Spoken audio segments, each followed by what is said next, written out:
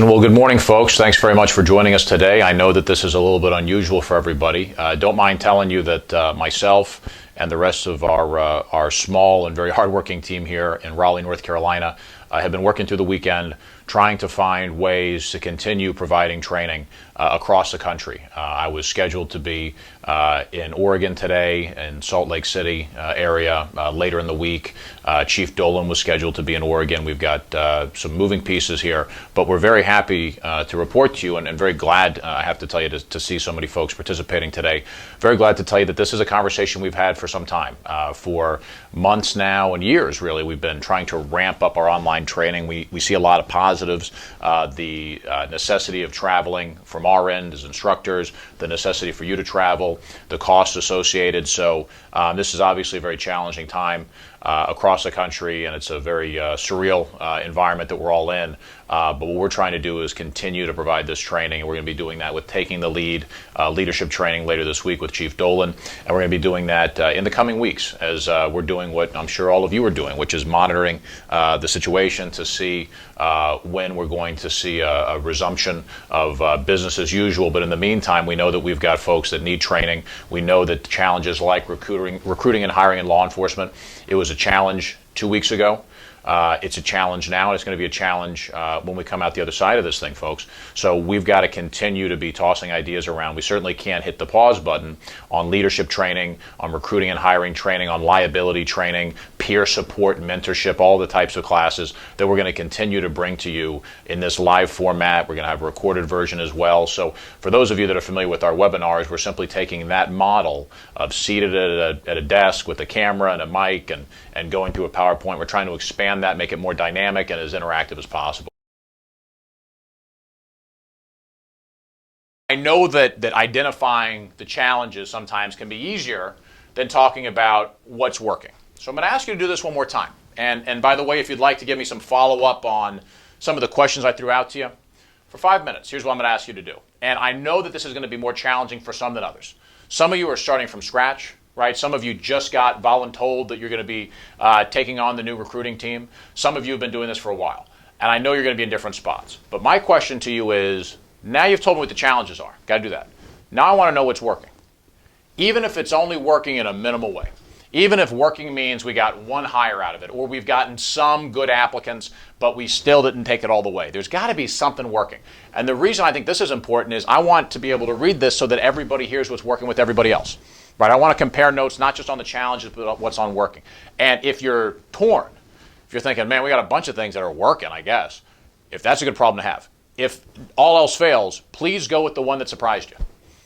You know, type in the one that, if you're being honest with yourself, I thought this was a stupid idea. I thought this was a waste of time. But man, this has actually been pretty productive, okay? So 5 minutes, just like you did with the challenges, if you'll type up for me, what's working so far? What's working? Even if it's in a small way, what's working? Okay? I'll see you back here in 5 minutes. I'll get a printout from Justin. Thank you. Significant pay increase negotiated with the union. So, look, I am not going to stand here and say the pay doesn't matter, right? All of the things being equal, you do want to see a pay that's as competitive as possible. We don't see people going into law enforcement to get rich. But there certainly are gradations within that, right? And the idea that we want our men and women to be able to make ends meet, that certainly is an advantage. That goes, I guess, without saying, but no, that's huge.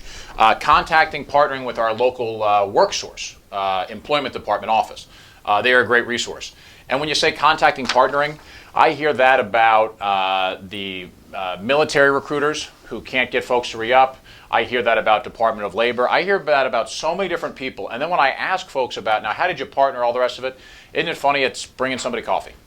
It's actually going in there and talking to them and, hey, what's going on, right? So partnering, contacting people. Speaking of that, word of mouth. Word of mouth from current deputies and staff. If you have options in the state of Oregon, if you have options in Louisiana, in Washington, wherever you are, right, you have options in North Carolina. Why wouldn't you want to go somewhere where you know somebody who says, I'll tell you what, it's a good place to work right now. Right, a lot of mobility, a lot of people being hired. It's a good agency. You know, sheriff is pretty squared away. Wouldn't that be somewhere you'd want to work? So word of mouth, that's huge, and our data backs that up 1,000%. We have a Coast Guard base close by. We have improved communication with them and have several Coast Guard members become reserve officers and have picked up a couple people to be full-time officers as they retire or leave the Coast Guard. And that's huge. And also what I'm hearing in that is you want to be places where other people aren't. You want to build relationships and get in front of groups when you're not elbow to elbow, shoulder to shoulder with everybody else. North Carolina Central University is in Durham, downtown, not too far from where I am, certainly not far from where I live. It's a historically black college with a large criminal justice program. That place is packed when there's a job fair, right? But the question is, what are you doing to recruit NCCU students year-round, from the time that they come into the university to the time that they retire? That's the real challenge. Can we get in front of folks when we're not just one of 50, one of 100, one of 300, right? That's the downfall of the job fair in many cases. You want to go places where everybody else isn't.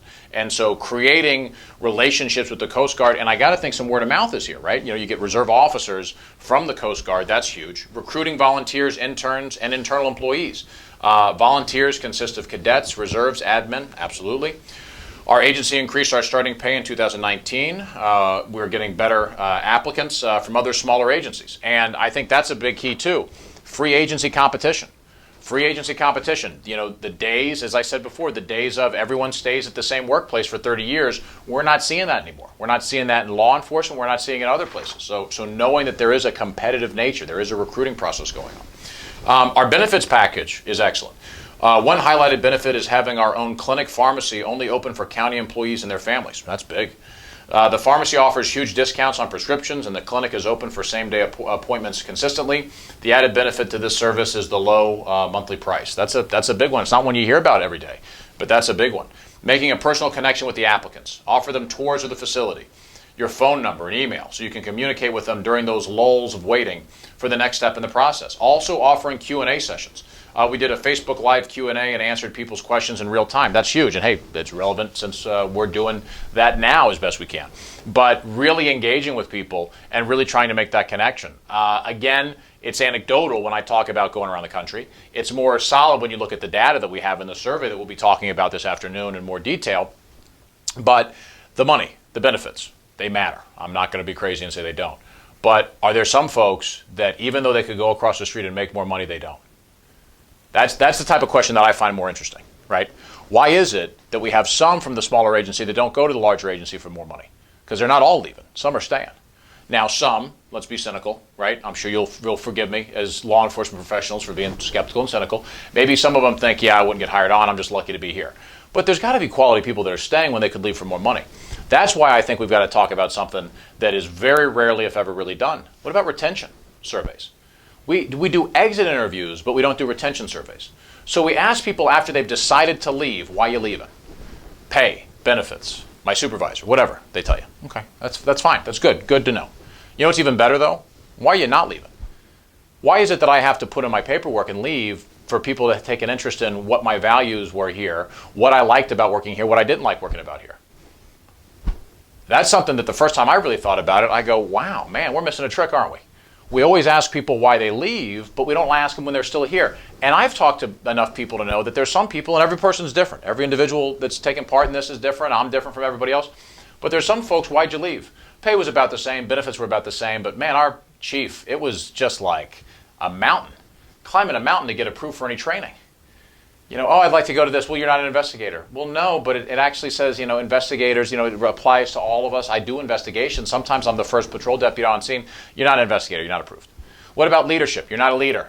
You're a patrol deputy. Okay, thanks. I'm really feeling inspired, Sheriff. I'm feeling inspired, Chief. You really seem to believe in me. Follow me? As opposed to somebody who says, you know why I like working here? Well, they approved my training. That's a big deal. I talk to people at other agencies. They can't get it approved. Now, that's not a huge expenditure in the broad scheme of things, but is that something that could keep somebody here? And then asking ourselves this question: what are we doing right with our people that work here? Because what I'm hearing from some of your responses is very consistent with the data I'm going to show you this afternoon, which is our people should be creating pipelines for us.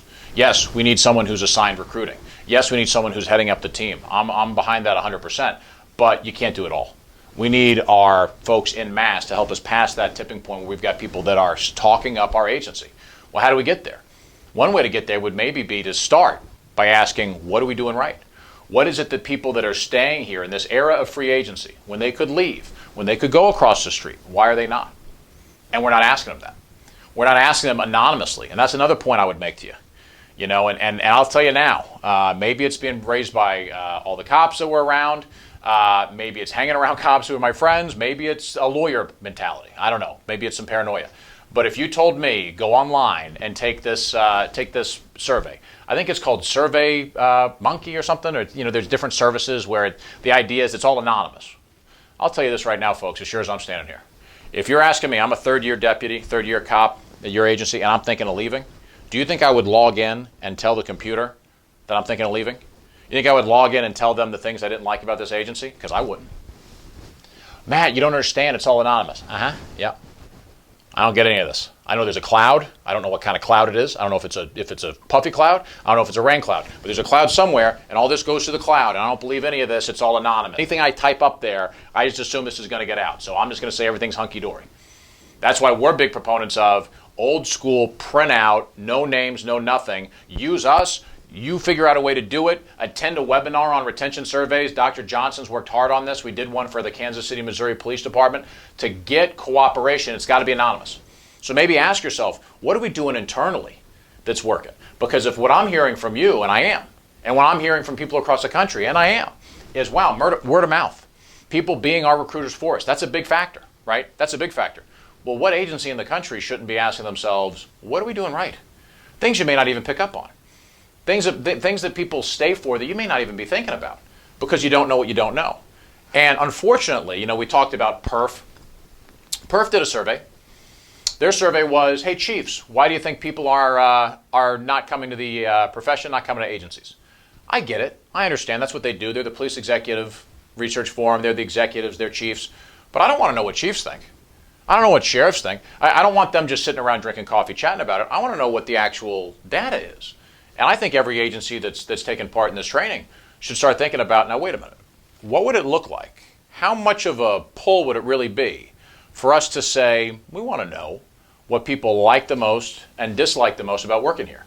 All right, and there's some that you can figure out without doing a survey, but you might be surprised. You might be surprised some quality of life things that people value that you don't pick up on. Because once you know what you're doing right internally, then you know what to pour gasoline on, you know what to put more work into, and hopefully that's going to spiral out in a positive way and result in more word of mouth recruiting.